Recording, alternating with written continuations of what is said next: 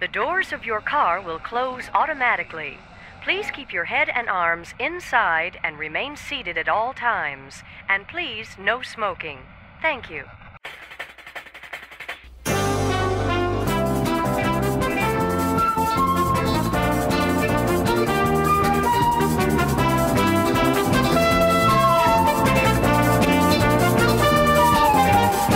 Matterhorn Matt presents Matterhorn Mondays. Hey there, Mountaineers. Welcome to episode 39 of Matterhorn Mondays. I'm your host, Matterhorn Matt. And I'm Alex, the historian. And today we have awesome topics for you guys. We're going to be talking about the Eastern Gateway. Bet you guys thought you'd never hear that. Bet you never thought you'd hear the words Eastern Gateway ever again, but we're going to be talking about the Eastern Gateway today. And we're going to be talking about recent changes to the annual pass at Disneyland. Very interesting stuff that I'm sure both Alex and I are very excited to get into. But let's see. Right off the bat, we have... Oh, that looks weird with like the smaller mountain on top of the bigger mountain. I'll fix that next week, but anyways. We're going to be listing off some of the recent Disney news that was announced this week, and I think there's one from last week, but anyways, recent Disney news this week in news. I don't have like a title for this segment. If you guys would like to put your titles for this part of the show in the chat, that would be most appreciated. But this week in news, the Star Wars Hotel was announced. The placement of the Star Wars Hotel was announced, and it would seamlessly connect Hollywood Studios to Galaxy's Edge, which was basically what everyone else was predicting would happen. It's going to be right next to Galaxy's Edge, so it would be a seamless transition from the hotel to Galaxy's Edge in Florida, not in Disneyland, sadly. The name of the village in Galaxy's Edge was revealed to be called the Black Spire Outpost. I think the name of the planet was revealed as like Batu or something like that. But this is the name of the sort of colony or village that we're actually going to be visiting in Galaxy's Edge. So all the buildings and everything, that is a part of the Black Spire Outpost. And this is the topic we're going to be talking about later on. Disneyland will now limit which park annual pass holders can visit on certain days. Very, very interesting. So, yeah, I need to find a better way to present this sort of news. But anyways, that's their sort of weekly Disney news in 5 seconds. I don't know what I'm trying to say. But anyways, moving on to our first topic, which is Eastern Gateway Project. Is it really dead? Wink. I don't know how to wink. If I knew how to wink, I'd be winking right now. But Eastern Gateway, I'm sure a lot of you remember what the Eastern Gateway was, but for those of you that don't remember what the Eastern Gateway was, Eastern Gateway was supposed to be and I also want to apologize right off the bat. I should really put like a disclaimer in all of these live streams. If the stream is somewhat choppy, it's because of my internet. My internet is really terrible. So, but yeah, just apologies in advance for that. But Eastern Gateway, for those of you who don't remember or who don't know what Eastern Gateway was, it was basically going to be a parking structure built behind, I should have brought up maps for this, but it was basically going to be built behind the hotels on Harbor Boulevard. It would come with a new transportation hub, and it would connect the transportation hub to Disneyland via an overhead walkway. Like I said, I didn't really prepare that much for this topic. I should have put pictures, but for those of you that don't remember, yeah, Eastern Gateway, I think it would have been a really great addition to the park, honestly. But as many of you may know, it had a falling out the past couple months with the businesses on Harbor Boulevard not really liking the fact that it would basically have the guests bypass all of their businesses while they walk over the bridge. Yeah, basically bypassing all their businesses to get to Disneyland. But recently, via this article on Mice Chat, not really recently, 5/19/2018, I've had this tab open for a long time, and this is the first time I've had the chance to talk about it with you guys. But via a topic on Mice Chat, someone says, let's see. The title is "Construction Has Renewed on Eastern Gateway?" ? For a very long time, the land was supposed to be the Eastern Gateway parking structure, but it was nothing but a pile of dirt, which sat for so long that bushes and even trees started growing on them. But those mounds of dirt were cleared out a few months ago, and construction materials have taken their place. Workers can now be seen on the property doing something. So, what's going on there? Anybody know? I'm fairly certain it's not the parking structure they're working on. The project was politically killed off. What could they be building that wouldn't raise a stink with Anaheim City Hall? This is basically what we're going to be talking about. What is being worked on the now dead Eastern Gateway land? Now, I did a terrible job of explaining what the Eastern Gateway project was, but Alex, what do you think personally, what could they be building on this land that was supposed to be used for the Eastern Gateway?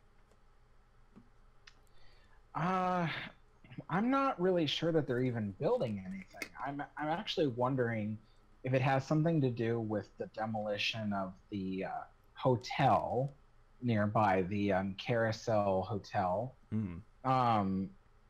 Because I know that they recently approved the demolition work of that. So I wonder if they're gonna have like equipment and stuff just kind of standing by that area of dirt and stuff like that. But I'm not sure. But if anything, it might even if they are building something, I can't help but wonder if it's just gonna be a big parking lot. For cast members or guests or whatever, because I mean they even with the new parking structure that they're building to the northwest side of Disneyland, they're still going to need more parking spaces in time for Star Wars Galaxy's Edge opening. So that's what I'm thinking. Yeah, I'm also on the fence about it being a parking structure. And yeah, one thing you mentioned that I forgot to mention, this isn't recent. This was posted on the 19th of May. I wish we could have talked about this sooner, but it completely slipped my mind. But Disney did file a permit back in February to demolish the Carousel Inn, and it was approved the 18th of May. So yeah, work is definitely going to be happening on this land. And this is a sort of map of what the area is. So this is, let me get out the little cursor thing here. This is, I'm like talking away from my mic. Oh gosh. So this is the Carousel Inn, which is what was the permits to be destroyed. Pumbaa parking lot, cast member parking lot, and so yeah, this whole, I believe this area back here as well, along with the Carousel Inn, that is basically the land in question. So I really do think that it's going to be a cast member parking lot, just because it's right next to the Pumbaa parking lot, and I feel like cast members don't get enough parking as it is. And I mean, like you said, they are constructing I believe it's like 2 new parking structures with the new hotel that they're building, but I'm assuming those will be mostly guest only. But I also believe the Pumbaa parking lot is sometimes used for overflow for some of the other guest parking lots when they get full. So I feel like Disney really needs to dedicate one parking lot that won't be used for overfill for cast members, because Alex can definitely probably attest to this, of how bad the parking is for cast members. I don't know. I think Alex always took the bus. Alex, did you ever have problems when you were working at Disney when it came to parking? Yes, I used to have a car that I used to take to Disney, and I used to park in the Catella lot, and oh man, it was terrible, because half the time we were being directed over to the Angel Stadium to park all the way over there. I mean, it was just terrible. I mean, if you knew that it was going to be a busy day, you might as well just get ready to park in the stadium parking lot, because I mean, they would just give all the parking away to the guests, and which is, understandable, but at the same time, it's like we always were saying, Disney, come on, give us more parking, like give us something that, at least give the guests more parking, so that way we would have a place to park that was permanent, something that we could rely on. And the problem with parking all the way at the stadium was that you had to take shuttles all the way from the stadium all the way to Disney, and the shuttles were guaranteed to make you late. And so it was like, I mean, it was just, I mean, sometimes Disney would, they would be okay with you being late because they knew that they were shuttling everyone to the stadium. But yeah, still being late sometimes was hard to explain when you would clock in and stuff like that, and they would be like, "Why were you late this day?" And I had to explain, well, it's because I parked at the stadium. Anyway, so I don't know. I'm really hoping that they give the cast members more parking or something more permanent, or I don't know, just something. Disney, do something. Yeah, and I'm still all for the Eastern Gateway project coming back. I think it was a really great project that was just really, I guess it was just like bad timing, bad everything on Disney's part, but it really was a great project. If you think about it, it would have basically added a huge parking structure. I can't remember the exact acreage, I guess, of or like how many cars the parking structure can fit, but I do remember that it was a very large parking structure. And 6,800 spaces. 6,000 spaces. That is huge. That's a huge parking lot or parking structure. And I believe the parking structure would have been somewhere in this area here. I can't remember. It's been so long since I've talked about this. And I believe it would have had a walkway coming along right here. And then, of course, the controversial bridge that would cross over Harbor Boulevard to actually get to Disneyland. Yeah, I think it was a really great project that Disney should still, if they can, should still try and put the work in to get it fixed, to bring it back. But yeah, Pumbaa cast member parking lot. I don't know what I'm trying to say. One person did say in chat, Casey says, so what is Galaxy's Edge if it's not the planet or the village? Galaxy's Edge is just what Disney's calling the land. I'm trying to think of a better way to explain it. Yeah, it's just like the official name that Disney's calling the land. Like how there isn't really any other example that I can think of, but the planet that Galaxy's Edge is on is called Batuu, spelled with 2 T's at the end, I think. And the village that Galaxy's Edge, that is taking place in Star Wars Galaxy's Edge, is called Black Spire Outpost. And that's just, Disney just decided to call it Star Wars Galaxy's Edge for some reason. I would have been okay with them just calling it the Black Spire Outpost, but I can see why they would call it Star Wars Galaxy's Edge. But Max, I'm trying to figure out how to say your last name. I'm so sorry. I'm just going to call you Max. Max says, I feel like since DCA opened, it's been very hard to enter the park. That is true. Everyone who has visited Disneyland since like 2001 has felt this. The Esplanade, okay, it's very hard to get to the park if you're not staying on property. If you're staying off property, some hotels have the option to like provide you with a shuttle to drop you off right in the, I'm trying to remember what it's called, right in the I guess like the drop off shuttle entrance center. Yeah, some hotels have the option for you to hop on that and it'll take you directly to the Esplanade. But if you don't have access to that, you basically have to walk, sometimes a mile, sometimes a mile and a half, even 2 miles. I'm sure people have walked from their hotel to Disneyland. And I mean, it would be nice to have, gosh, because I remember one of the big negatives that a lot of people were talking about with the Eastern Gateway project was that basically to get to the Esplanade, you'd have to go down here, all the way up here, and then back this way.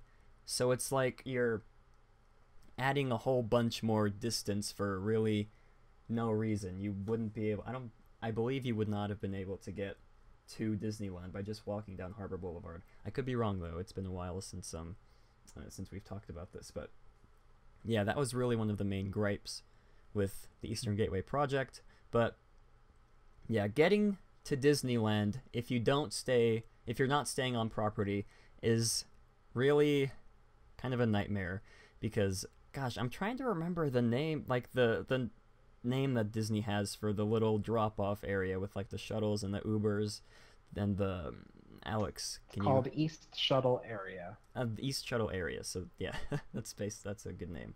But yeah, basically, I could have sworn there was like another nickname for it, but East Shuttle Area. So if you, like I said, if you have access to a shuttle, it'd drop you off right there. If you get an Uber, which is I guess like a better idea than walking, it would drop you off in that area as well. But if you're not, you'd have to walk from your hotel. It's just, I don't know what I'm trying to say. It's been a long day. But it is very hard to get to the parks, at least in my opinion, if you're not staying on property. No, you're totally right. I mean, it's like, people have to walk all this long distance, and then the worst part is that when you get to the East Shuttle area and you get to the security gates right there next to both parks, there's no room for people because there's so many people that are waiting in line to go through security. So many people that the whole area is filled with people, like a sea of people. You can't figure out where the lines are. Like you don't know which is a line and which is just a bunch of people standing around because it's so packed full of people, and it gets really confusing and people get really frustrated, and it's just not a way you want to begin your day. And so it's really sad. And so that the thing about the Eastern Gateway project is that it would have provided a nice huge area for there to be a security checkpoint, and there would have, it would have been nice straight lines that people could definitely tell is a line and what's not a line. I see you're bringing up the thing on the screen. So there would have been plenty of space to have tons of lines of people waiting to go into the security checkpoint.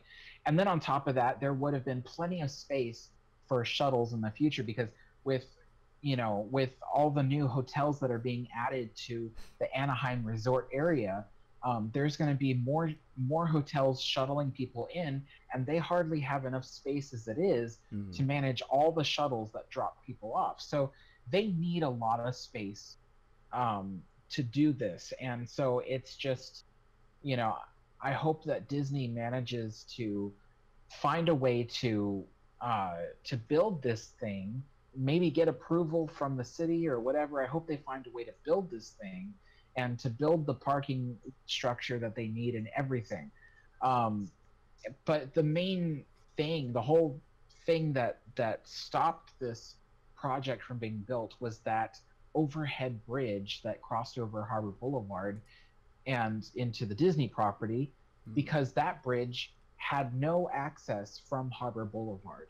So that meant anybody who was staying at the hotels across the street from Disneyland, they would have had to walk all the way around behind those properties to get to the to get to the Eastern Gateway area, just to get on a bridge that crossed over Harbor Boulevard. So that's why the businesses didn't like it. The businesses told the city that it's not fair, that their guests will have to walk extra far instead of crossing the street. But here's my opinion on it, is that, okay, I take the bus now to get to Disneyland, because I live down the street. I mean, 10 miles away, but still down the street.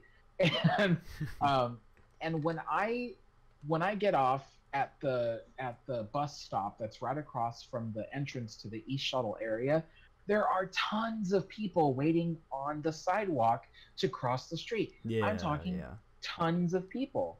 Yeah, and so when the cross sign is on, these people, there's so many people that a lot of them are jaywalking across the street because there's no room within the painted lines on the crosswalk. It's like watching like a scene out of Tokyo, Japan, where everyone's crossing the street at once. It's like that, and it's dangerous because I've seen a few times. I've nearly seen people hit by cars because they're trying to rush to catch the light and run across the street, and then next thing you know, cars that aren't paying attention are, oh, I should say people in cars that aren't paying attention, nearly hit people. So it's just, despite the inconvenience of making people walk all the way around the property, it would have been a safer, way to get people across the street. Yeah, safety was really... My TV's like all the way over here. I need to move my mic. Safety was really like one of the big things when it came to this Eastern Gateway, because as you can see, the security checkpoint is all the way over here, and heaven forbid if this ever happened, if like someone with a bomb tried to get into Disneyland with the security checkpoint all the way over here like it normally is, some serious damage could really be done. But if it's like over here, moved where it was proposed with the Eastern Gateway, not anything would have been harmed. I mean, sure, some people, but nothing like property when it came to Disneyland itself. So safety was really a big thing when it came to this, and like the walkway, overhead walkway, like Alex was talking about, that would have prevented people from getting hit by cars, from almost getting hit by cars, because they'd be going over the bridge, avoiding the cars entirely. And I mean, this is not a perfect plan in the slightest, but it is way better than what we currently have. And I really think this is going to go down as one of Disney's greatest screw-ups, is not getting this Eastern Gateway or something similar to Eastern Gateway built. Because with Galaxy's Edge opening, and with the topic we're going to be talking about next actually as well, Disney needs this extra parking, needs this better security, it really needs the Eastern Gateway, or at least something similar to it. And I believe Amelia asked, is the parking lot for cast members all one level? Currently, the Pumbaa parking lot, I believe, is one level. It's not like a huge parking structure like the Mickey and Friends parking structure is. But, and then Max says again, weren't they planning on a people mover system to move guests to the gateway from the Esplanade? I don't think that was officially in the plans, but it would have been nice to have at least like a moving walkway, because if you look, like Alex was saying, if you're staying at one of these hotels, you would have to, let's say you're staying at this hotel right here, you'd have to walk all the way around down here, right to the entrance, and then walk all the way back up to the security checkpoint, back over here, over the bridge, and then finally to the Esplanade.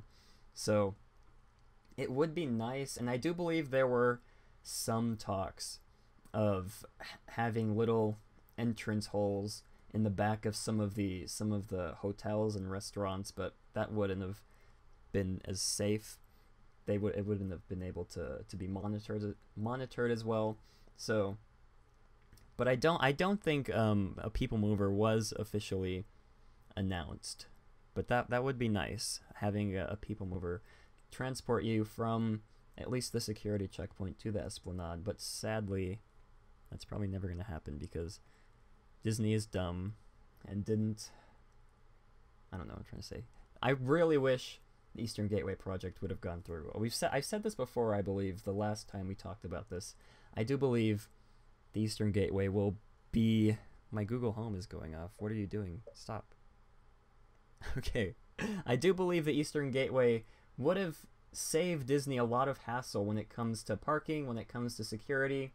But yeah, that's my final thoughts on this topic. Alex, what are your final thoughts on Eastern Gateway project? We sort of strayed away from the original topic, but that's okay. What are your final thoughts on the whole Eastern Gateway talk? I hope that Disney can revive it. That's my final thought. I really hope that they can get it going again. So at least sometime in the future. I 100% agree. And just want to give a small shout out. This is the first time I've ever had a peach tea Snapple, And if you guys have not had Snapples before, especially the peach tea kind, I definitely recommend. I'm not being sponsored by Snapple, by the way. This is like my genuine love for this drink. This is the first one I've ever had. This is an amazing drink. That's all I have to say. Go buy yourself a Snapple. Matt was paid to say that, just so you know. No, but Snapple, if you're listening, definitely hit me up. We can work something out. I'll drink Snapples for the rest of my life if I have to. Moving on to our second topic. Disneyland is making some change. I always hit my mic stand. I'm sorry about that, everybody. Disneyland is making some changes to their annual passes that some people might not be very keen on. And Alex, since you're an annual pass holder, why don't you go ahead and explain the entire story of what is being changed with the passes? Oh no! I'm just kidding. Okay. Okay. So basically, everyone knows that Star Wars Land or Star Wars Galaxy's Edge or what's it called? The Outpost thing is opening. I don't even remember the name of it anymore. And so basically, the Disneyland park is going to be busy, like insanely busy. And so anyway, so the idea that they've now introduced and are going to make changes to when it comes to annual passes is the fact that they are going to separate the calendar.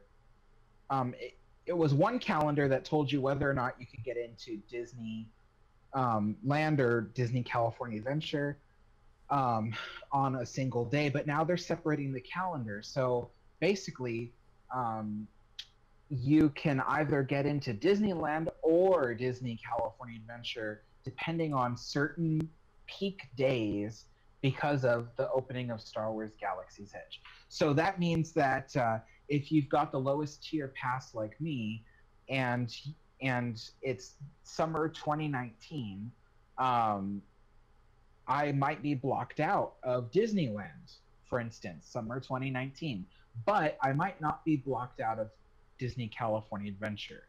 So that's basically the changes that they're making, is that it's gonna allow for them to block you out of one park but not the other. Again, this isn't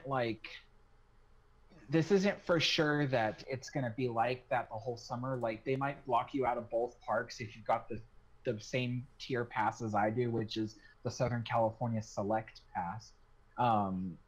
I know that if I still have the Southern California Select Pass next year, I'm gonna be blocked out of both parks all summer, just like I am this year. But in any case, that's the changes they're making, and it's so that way they can manage the crowds that are going into Disneyland to see the new Star Wars Galaxy's Edge. Yeah, very crazy. I'm not an annual pass holder personally, but I'm gonna read a quote from Disneyland spokeswoman Liz Jaeger. I don't think I pronounced that right. I'm very sorry, Liz, if you're listening. This is from the Orange County Register. Quote, "As our business evolves, this is the first step in reshaping our annual pass program, which will better manage the guest experience and allow all Disneyland Resort visitors to have a great visit, particularly as we look forward to the opening of Star Wars Galaxy's Edge in summer 2019. Unquote. So, like Alex said, it was sort of confusing to me when I first read the title, the headlines of what was going on, but once I read into it, basically, like Alex said, you could be blocked out of Disneyland, but you could have full access to California Adventure or vice versa. I don't know. That sounds like a terrible idea if you don't like California Adventure, like some people do, and the only option you're going to have is to visit California Adventure and not Disneyland.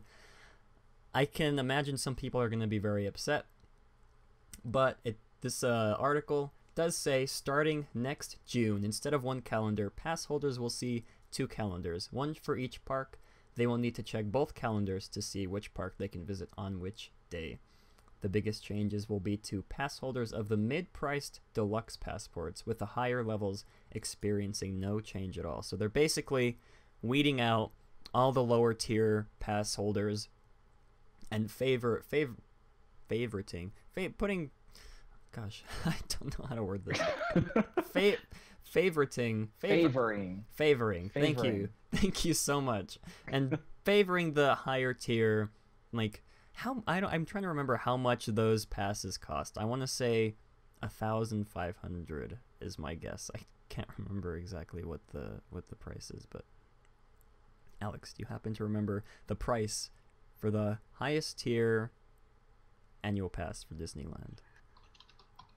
I'm looking it up right now. Let me see. Hit annual passports.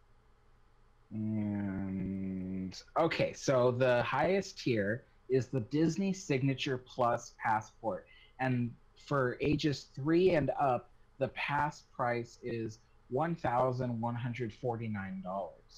Not as bad as I thought, but that's still a lot of money. So yeah, they're favoring these higher tier $1,000 pass holders to sort of tone down the crowds before Galaxy's Edge opens, because I'm sure, as a lot of you can imagine, most of the annual pass excuse me. Oh my gosh, I just choked.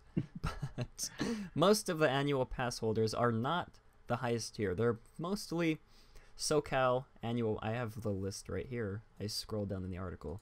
SoCal annual passport, select annual, all those lower tiers. So they're basically trying to weed out all those lower tiers to make room for the higher tiers, and mostly for the guests who are visiting from out of state, out of country, who don't have annual passports at all. They're trying to make sure that those vacationers, I guess would be the word, have a great, pleasant, not very crowd-full experience when they go to the opening of Galaxy's Edge. So, Alex, what is your... okay, Alex, as an annual pass holder, what is your opinion on these changes that Disney is implementing? Well, to be totally honest, it doesn't change my pass much, actually. So, because I read up on it, and let's say, okay, I start getting blocked out of both parks at the beginning of June. So that's true for this year as well. To this year right now, this coming week is my last week of this month that I'll be able to go, and then I'll be blocked out for a couple months. Same thing is happening next year for the opening of Galaxy's Edge. I will have 1 week in June to enjoy Disneyland. Although, here's the interesting thing: in that 1 week, only 2 of those days will I be able to go into Disneyland. The other, I think, 5 days, I will be allowed, or no, 4 days. The other 4 days, I will be allowed into Disney California Adventure. But anyway, so out of that week, those 4 days that I'm allowed in June, only 2 of them will allow me into Disneyland. So it doesn't change my pass much. So I can't be any more upset about it, because it's the same thing. I'll be blocked out all summer unless I get a higher tier pass. But let's say if I was a deluxe pass holder, which is the next up from mine, deluxe pass holders will get more access during summertime, but even still, they'll be limited to how many days that they will be allowed to enter Disneyland. They'll be moved over to Disney California Adventure. So I don't know how I feel about that exactly. I mean, if I were a deluxe pass holder, I guess I would just be counting my blessings that I'd be able to at least enter one of the parks. You know, like it's better that I can visit DCA than to not visit any of the parks at all. Yeah. So, and you can't blame Disney for wanting to put these restrictions. I mean, think about it. This is going to be the most popular land ever built by a Disney park, and it's going to be filled with people. And Disney has to manage things not just for comfortability, but for safety. Yeah. Because the park will be filled to capacity. And even just to think, Disneyland has a capacity of 85,000 as it is. But imagine when they add another 5,000 people to that capacity because of the opening of Galaxy's Edge. It's just, can you imagine that? Like 90,000 people in the park all at once. So I don't want to imagine that. Oh, it is just mind-boggling. And most of those people are going to be, I mean, I wouldn't be surprised if they have the entrances to Galaxy's Edge blocked off and they allow only a few people in at a time just to manage the crowd levels. I wouldn't be surprised if that happened. So anyway, to sum up this long-winded answer,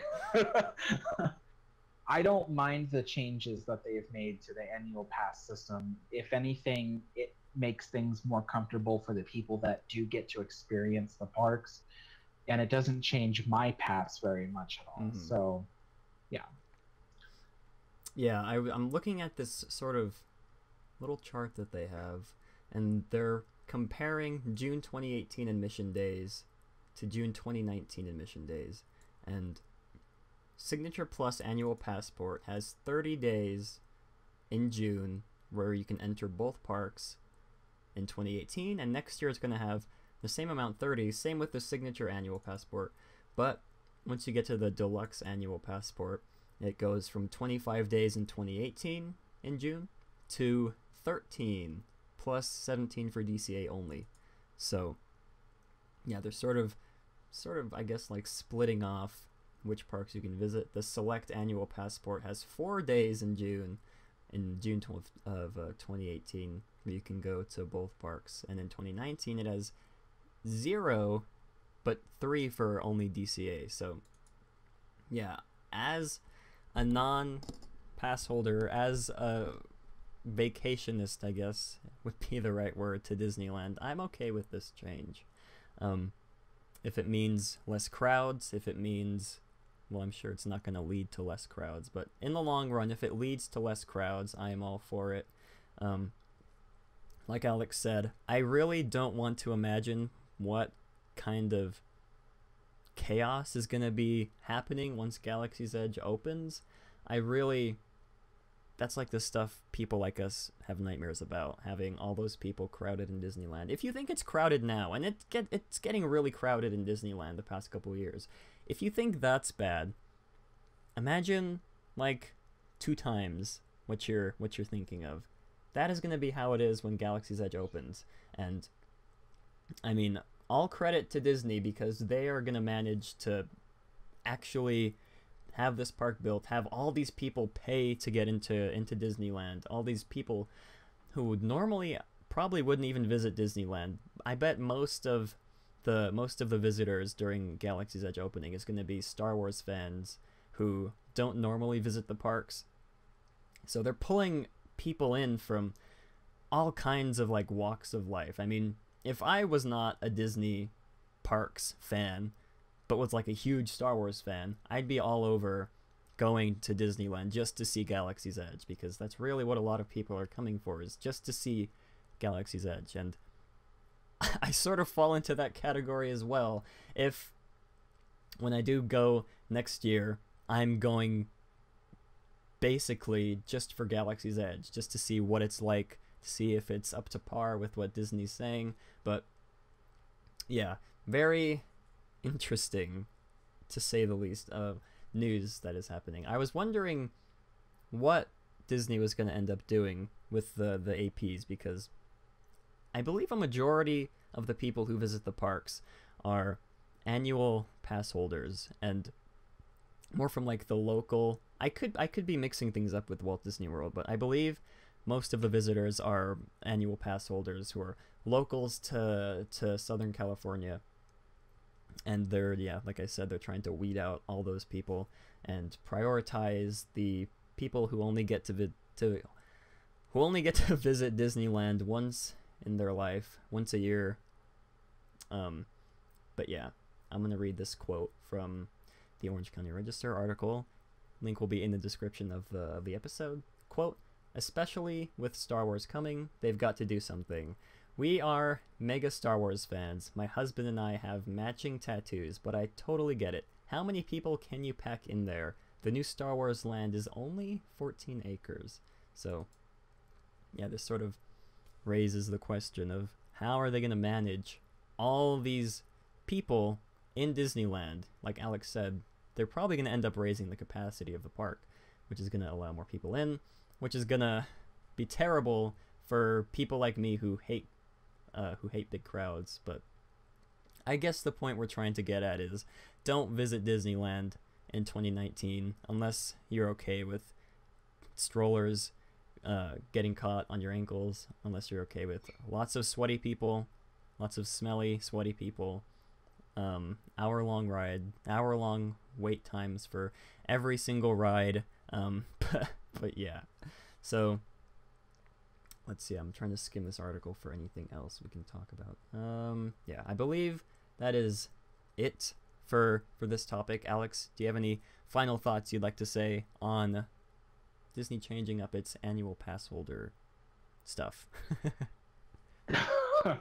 I don't know if I should feel like blessed that I'll be blocked out during that summer because everyone's going to expect me to do a vlog, at Disneyland if I have access. So it's like, I don't know whether to feel blessed that I'll be blocked out or if somehow, someone might help me pay for a deluxe, then I'll probably get a few more days in that summer. Oh, I don't know. Well, Alex, I wish you good luck on vlogging. Well, I'm gonna be ending up making a vlog as well. So good luck to both of us when we eventually try to vlog from Galaxy's Edge, because it's gonna be terrible, most likely. But moving on to, I don't have a name for this part of the show either. If any of you have creative names that you'd like to name this segment of the show, we are introducing quotes. We're going to be doing a quote from Walt Disney every week, and we're going to be basically talking about the quote, talking about how it makes us feel. And again, it looks very strange with the mountain right here and then the other bigger mountain in the background. I will need to adjust that. But anyways, sort of a long quote. I hope you guys are sitting down, so I need to position my mic. Yeah. And this is going to tie into Alex's recent video as well, so you all better be listening. All right. I'm going to read this quote, and then we're going to talk about this quote. I don't have a name for this part of the show yet, but we're going to start. One day, Walt Disney was escorting the evangelist Billy Graham through the park. Graham told Walt that Disneyland was, quote, a nice fantasy. This did not sit well with Walt. He replied, quote, you know the fantasy isn't here. This is very real. The park is reality. The people are natural here. They're having a good time. They're communicating. This is what people really are. The fantasy is out there, outside the gates of Disneyland, where people have hatreds and people have prejudices. It's not really real. That wasn't as long as I thought it would be. But anyways, Alex, you picked this quote. What do you like so much about this quote, Mr. Alex? Oh man, this is one of my favorite quotes of all time. I collect Walt Disney quotes, so I have a ton of them. But this is one of my favorite ones because it really reflects how Walt Disney feels about people's prejudices. That Walt Disney disdains it. And this is one of the things if you read between the lines, you learn something new about Walt Disney, which is that thumbs up to the Snapple. It's so good. And so what you learn about Walt Disney is that he is not, as what we would call today, a hater. He is a person without prejudice. And I know that's hard for a lot of people to believe, because people believe everybody has some kind of prejudice, which might be true, but Walt Disney was one of those people that you could not point out a single prejudice that he had. Because, I mean, if you watch my recent episode about Walt Disney and Disneyland versus prejudice, you'll find that Walt Disney had no prejudice, at least none that we could count, none that we could put evidence to. And so that's the thing that counts. I had someone tell me, well, just because you've never met him, like, how do you know that he wasn't like that on the inside? And the thing is people usually act out who they are. And Walt Disney was one of those people. Whatever was on his mind, he said it. So what you got was what you got, you know. I don't know how they say that. There's a way to say that. Anyway. What you see is what you get. And so what you see is what you get. Exactly. So Walt was very much that kind of person. What you see is what you get. And that's what I liked about Walt. And Walt Disney, he disdained prejudices. He felt uncomfortable when he saw other people being bullied or hated against and things like that. And so the thing about this quote is that Walt Disney is telling Billy Graham that Disneyland isn't just a fantasy. It's not just something that's totally fake and you're entering this fake world. People are being who they really are when they're at Disneyland. That there's all these people from different countries and different backgrounds, and they're all interacting with each other and having a good time and being friendly and communicating. And so that is what people are. That's what humanity is. And the fantasy, as Walt Disney put it, is outside the gates of Disneyland, you know, where people disdain each other, where people have hatreds, have prejudices, have racism, have all these kinds of things against each other, and, you know, and have, you know, and don't communicate properly with one another and stuff like that. So Disneyland is the reality. And that's what I love so much about this quote. So, yes. Anyway, what do you think about it, Matt? I believe you put in the Discord, I forgot to mention in the beginning, I have a Discord channel for those of you interested. Link will be in the description.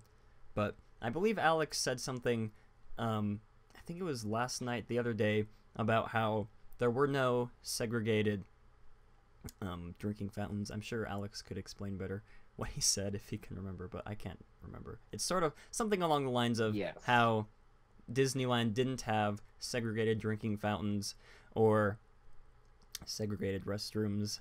Alex, could you elaborate on that? Yes, I was saying that even though Disneyland was built smack dab in the middle of the 1950s, Disneyland did not open with segregated restrooms and drinking fountains. People of color were allowed to use whichever bathrooms or drinking fountains they wished. Everyone was treated the same because that was Walt Disney's value. And those values made their way into Disneyland. And Walt Disney did not want people to feel discriminated against when they entered his Magic Kingdom. Yeah, that's really what I love so much about Disneyland, Walt Disney World, all the parks. You really feel welcome there. Like as you said, back in the 50s, if you were not, what is like the politically correct way to say if you were black? Is that the politically correct way to say that? I'm so sorry, this is going like off the rails, but if you are a person of color, is that the right way to say it? Yes, you can say that, or you can say African American. African American, okay. Well, either way, I don't want to get demonetized again, but oh my gosh. Either way, if you were a person of color, if you were African American, you could go into Disneyland, not feel the pressures from the outside world of having to use, you know, like crappier versions of restrooms, of drinking fountains, like how it was basically everywhere else but Disneyland. And still to this day, when you walk into Disneyland, when the cast members greet you, they greet you like you're just some everyday, your normal person. Nothing, like, just like you're normal, basically, is what I'm trying to say. And that's really what I love about Disneyland. Everyone is welcome there, and we have Walt to thank for that. And man, there are some crazy theories on the internet of how Walt, like, hated some like, I'm trying to remember. There are some really, I've been sent, like, links to YouTube videos of how, like, Disney is, like, the secret Illuminati and, like, hate, like, Jewish people. And it's just, like, really crazy that people would search for, like, the smallest, not even like evidence, just like the smallest piece of, like, almost evidence. And it's just like, why, this is, like, sort of turning into a rant, but it's like, why do that when you know it's, when it's presented in front of you? Go to Disneyland for yourself and see for yourself. Disneyland is your land. I think I ended that on a decent note, but I do love this quote. This was the first time I've heard this quote, and I do occasionally scroll through websites looking at Walt Disney quotes. But yeah, very amazing quote. Next week, I'll end up picking. I do have a couple in mind. Yeah. But so, anyways, yeah. So just to let people know, this quote, the reason why I chose it is because it ties into my recent episode about Disneyland and prejudice, and I wanted to kind of give a definitive video that proves or disproves that Walt was not racist, prejudiced, or against feminine or females in the working environment, that kind of thing. So I wanted to create this video that kind of defended Walt. And so yeah, so anyway, that is why I brought up this quote, and it's one of my favorites. Link to Alex's video, I just put it in chat. It's also in the description of the live stream, and it will be in the description of the podcast when it airs on Monday. And yeah, that's it for this week's episode, although I do have a couple things that I want to say before we sign off. I just wanted to point out, tickets to Disneyland range from $97 to $135, but tickets for Tokyo Disneyland are $67 for one day, and the $97 to $135 is for one day at Disneyland in Anaheim. And in Tokyo Disneyland, it is $67 for a one-day ticket. I don't know what the heck they're doing in the Tokyo Disney Resort, but Disney in Anaheim, you need to step up your game when it comes to ticket prices, because that's really weird for me to think there's like a $40 difference for two of, like, almost identical theme parks, except that they're just in different parts of the world. I don't know why I felt like bringing that up, but now you know. Now you can be upset when you order your tickets for Disneyland. You could be thinking, oh, we should go to Tokyo Disney instead, and you should go to Tokyo Disney, because I've never been, but I've heard it's amazing. But yeah, I don't know why I brought that up. It just popped into my head right when Alex was talking. So yeah, that's that. And I did want to give a big shout out to the live place. Mr. Dreamer's Empire was here earlier in the chat. I'm not sure if he's still here, but the live place, I will link it. Let me copy it and paste it. Linked in chat, in the description right now. They have decided to put my channel up for whenever we go live. So yeah, if you guys want to go to their website, they have live, basically, like, it's sort of like a schedule for a bunch of different YouTubers, Disney YouTubers, and Resort TV 1. I'm not sure if I've talked about Resort TV 1 on this channel before, but I'm good friends with them. They make amazing videos. They do live streams every Friday night, I believe at 4 o'clock my time. 4 o'clock Mountain Standard Time. They do live streams from a different Walt Disney World theme park every week. That is, if you guys aren't tuning into that, I would definitely recommend tuning in, watching them. They go on a whole bunch of different rides. If they're in the Magic Kingdom, they'll go on the People Mover. Sometimes I believe they stay late for the fireworks at the Magic Kingdom and for illuminations at Epcot.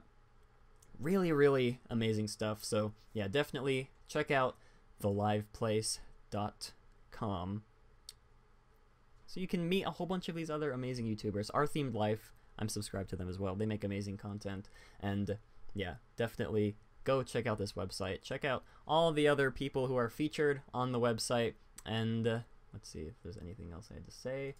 Yes, there is one other thing that I wanted to say.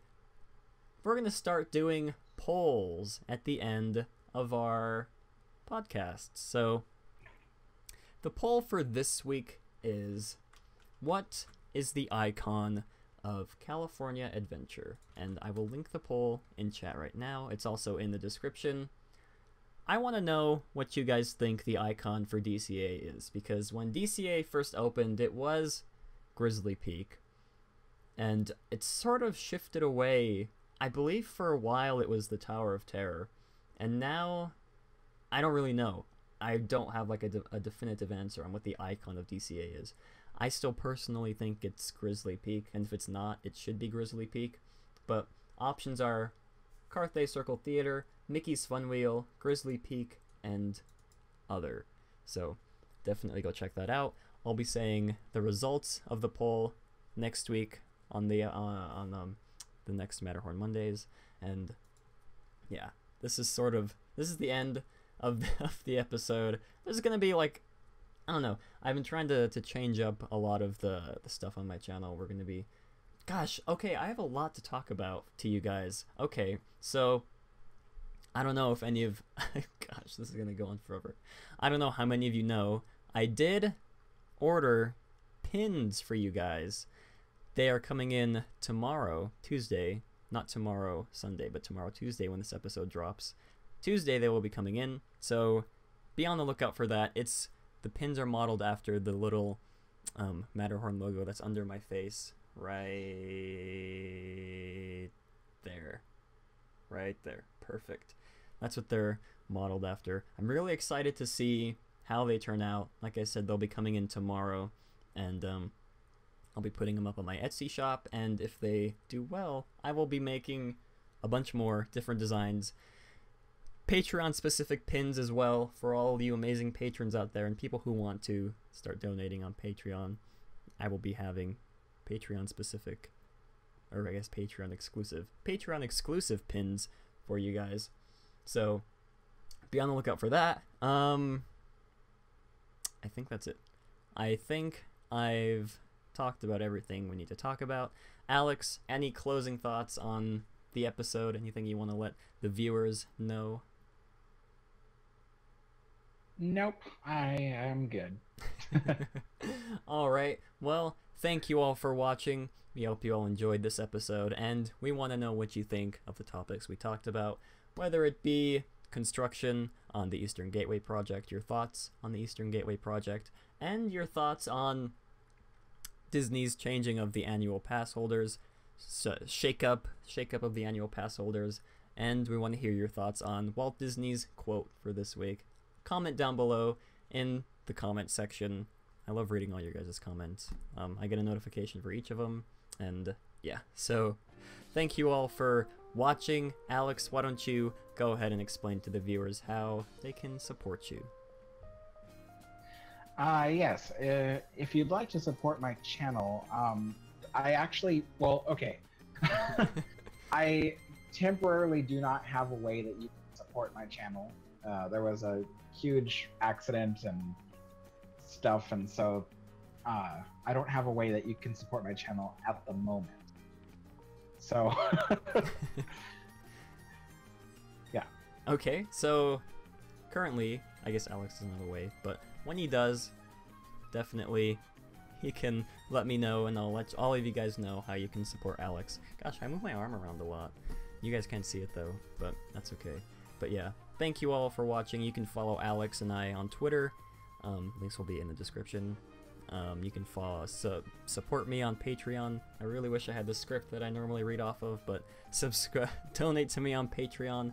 All the links will be in the description, along with a link to Alex's channel. And I believe that's going to wrap up this episode. Thank you all for watching, and have a great, big, beautiful tomorrow.